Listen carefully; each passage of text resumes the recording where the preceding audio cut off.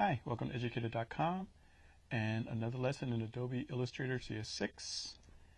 So let's get started. So this is part 2 of the drawing lessons that we have started. Okay, so we're going to start out with the width tool today. The width tool is what you can use to modify any stroke or path. And I'm going to zoom in here so you can see a little bit better what's going to be happening. Now you see as I hover over the stroke, you see a plus sign and a point, that's the width point. And also you see a gray box to the side, which has side 1 and side 2 and the width. So right now this is a 4-point width line, which we can see up here in the control panel. And as I drag and pull, you see I'm changing the width. So this is the width at its widest point.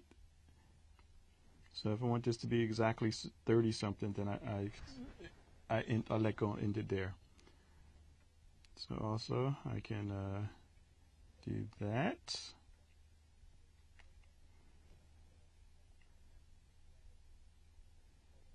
I can check. These are the handles, so I can change that to make it a little bit wider.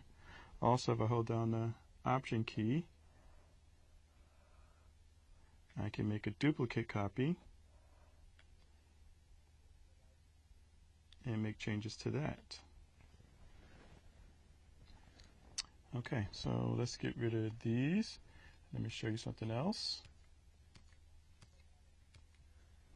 Alright, now also, oops, now you see there's a plus sign. Now here you see the little squiggle sign. Now if I hold down, well, when I see the squiggle sign,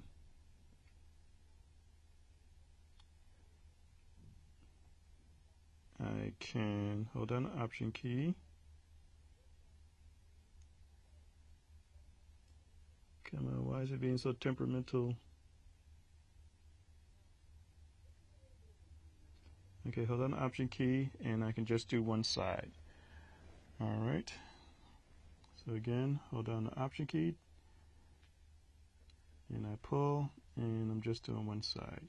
So again, the width key is off here because I zoomed in, but if I wanted it to match that side, I can do that with the width there. Also, I can adjust this here, put a little curve. So you can see I can put a lot of variety in here with the width tool. All right, now also I can save. Okay, before we do that, let me show you something a little bit more exciting. Now, as you know, I don't like dead lines. So, these are all dead lines. So let me show you a way to get isolated. I double click and put it in isolation mode. Here you have the variable width profile, and I can choose different widths for this. So you can see here, and kind of zoom in so you can see what's going on there. So that's this is the width profile that I chose from there. So that was the deadline. Let me choose another one. So you can see those changes here.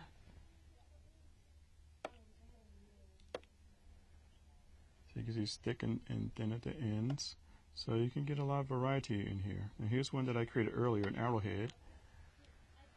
So it's not really an arrowhead, but it just has a changing width to it.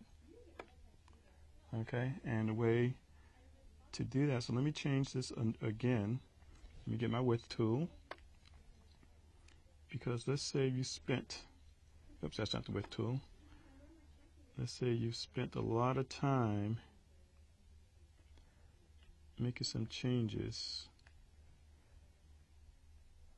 And you get everything just right.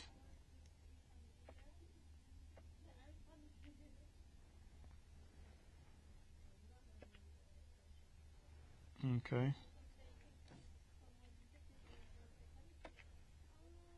And you want to save it. So here you see that changed. So it changed from the arrowhead that I had earlier to this new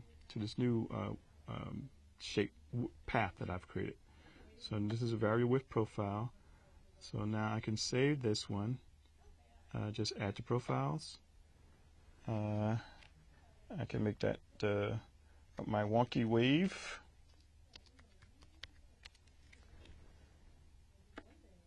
And now this is there, and here my wonky wave at the bottom, so I can go back to that anytime I want. So there. Okay. So that is how you use the width tool. So this can come in quite handy. Okay. All right, let me go back. Oops. Went back a little bit too far. Okay, now. One more thing before I go with the width tool. Before I go away from the width tool. Because you see these side points here.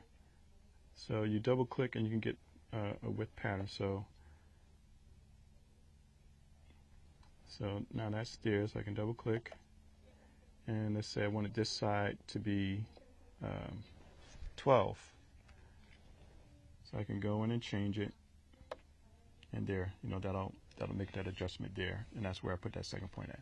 Okay, so you have a lot of flexibility with this tool. So use it well.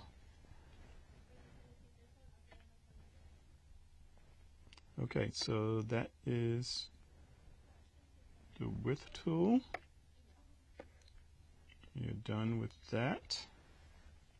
And now let's move on to the scatter brush. All right, these birds are going to become the basis for our pattern. And if I go to our brush tool here, I can't really see where there's a scatter brush, and when I go here, it's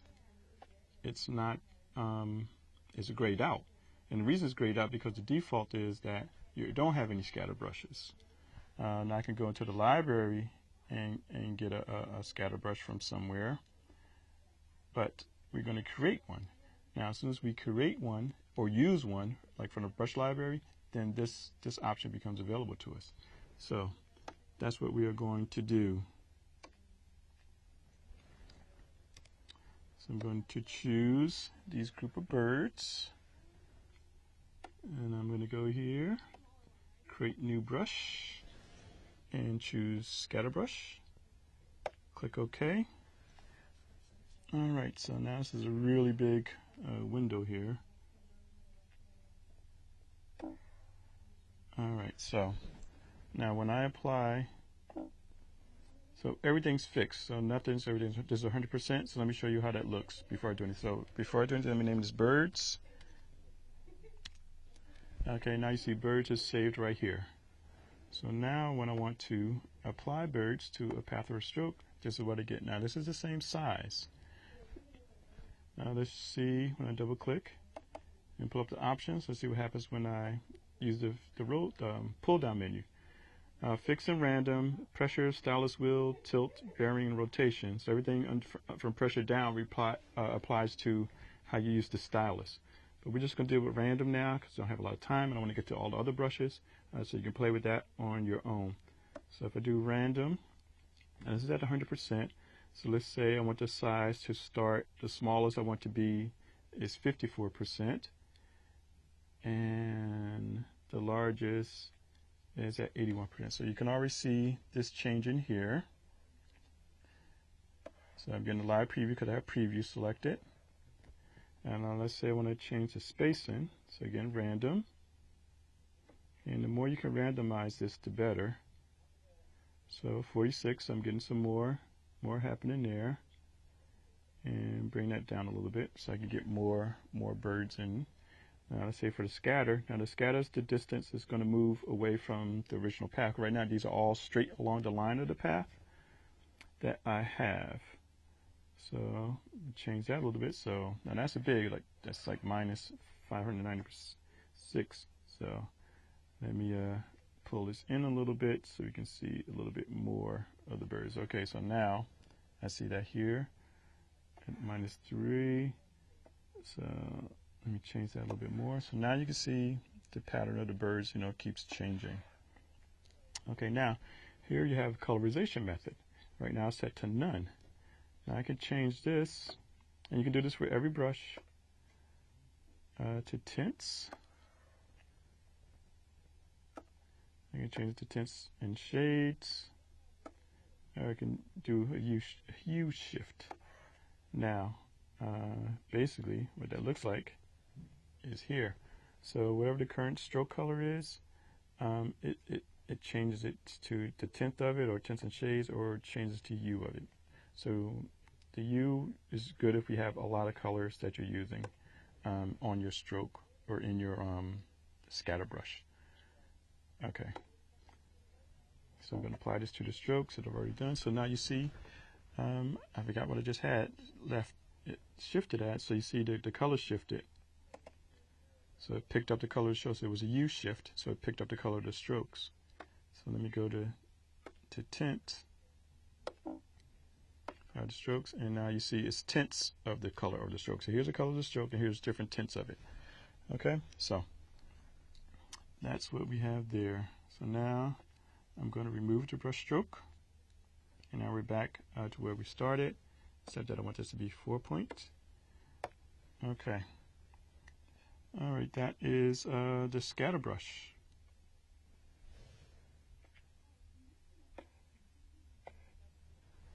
All right, now let's move on to the art brush.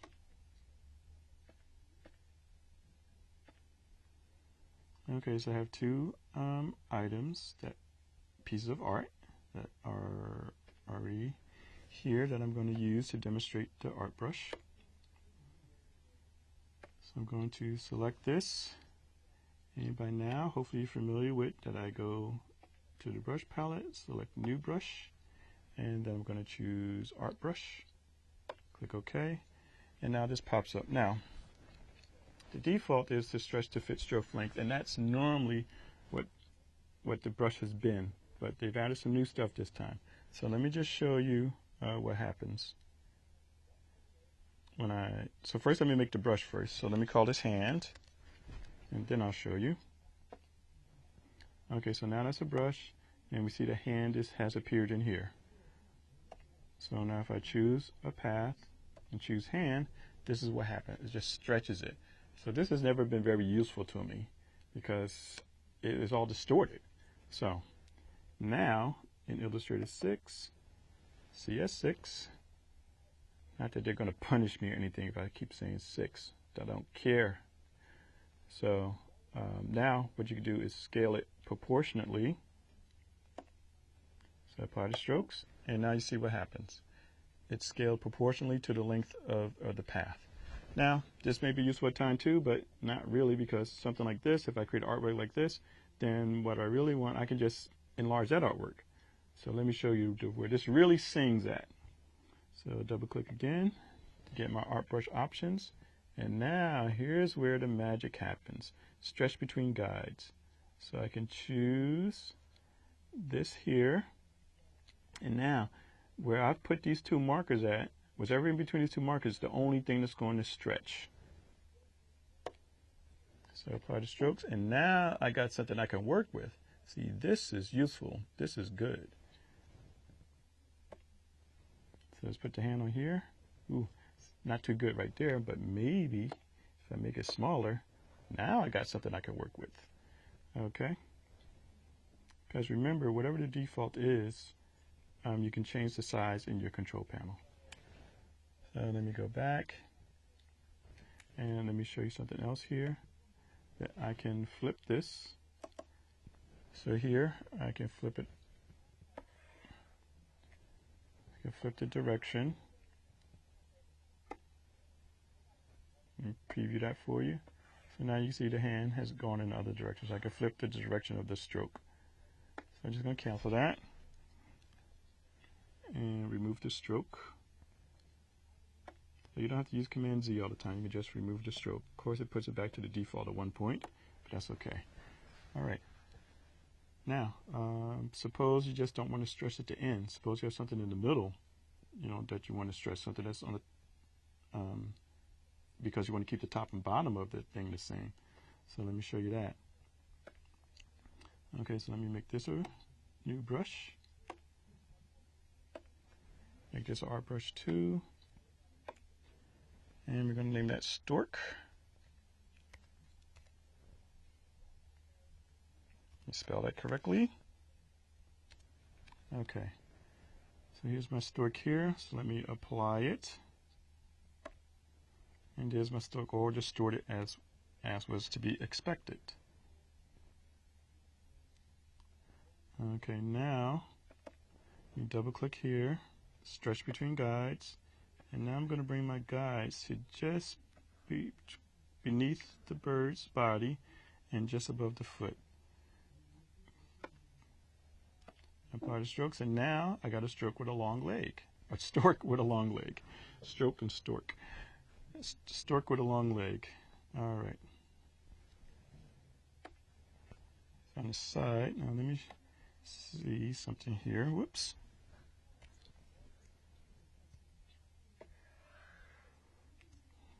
Okay, so now let me have my stork apply that.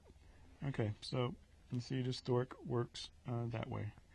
On the lengthwise, so it doesn't matter how I create the arc because it's following the path. Okay, so that's stork.